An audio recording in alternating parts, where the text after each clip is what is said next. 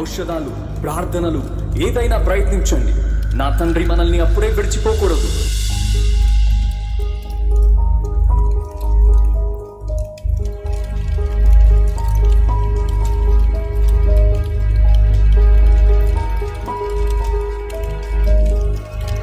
ఏ ఔషధము కూడా ఆయన మీద పనిచేయడము లేదు.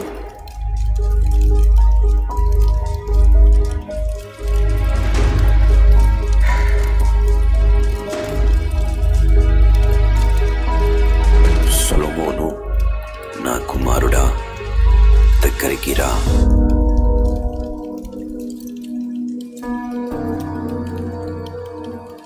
మనందరము పోవలసిన దారిలో నేను పోవచున్నాను. నిబ్బరముగా ఉండి ధైర్యముగా ప్రవర్తించు. తండ్రి, అప్పుడే కాదు, ఇశ్రాయేలుకు ఇంకా మీ జ్ఞానం కావాలి. నాకు కూడా మీ అవసరం ఉంది. నీ దేవుడైన యెహోవా ఆజ్ఞలను పాటించు, ఆయన మార్గములో నడువు. మోషే ధర్మశాస్త్రములో వ్రాయబడిన ఆజ్ఞలు, కట్టడలు గైకొను. అప్పుడు నీవు చేయు ప్రతి దాంట్లో, వెళ్ళే ప్రతి చోట విజయవంతులవగుదువు.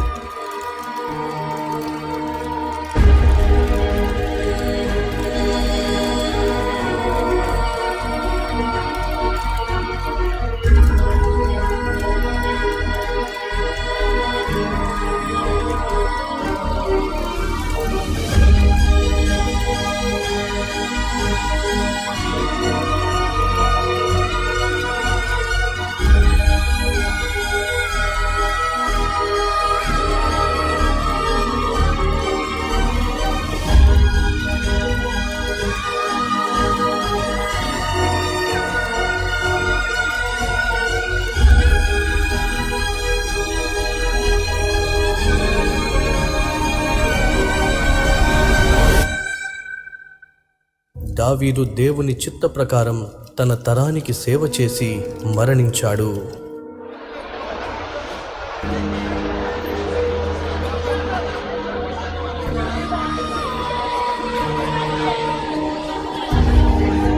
ఎన్ని లక్షల మంది దావీదు మరణించినప్పుడు పాల్పంచుకున్నారో చూడండి.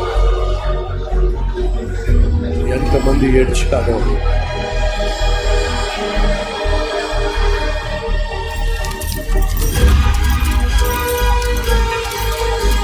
దావీదు యొక్క సమాధి కార్యక్రమం లక్షల మంది సమక్షంలో జరిగింది.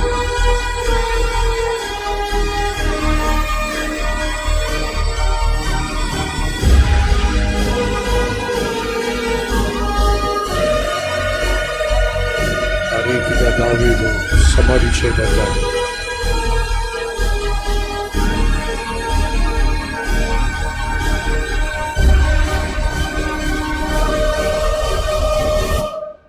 నగరమంతా 30 రోజుల పాటు విందులు, పాటలు లేకుండా నిశ్శబ్దంగా దుఃఖించారు.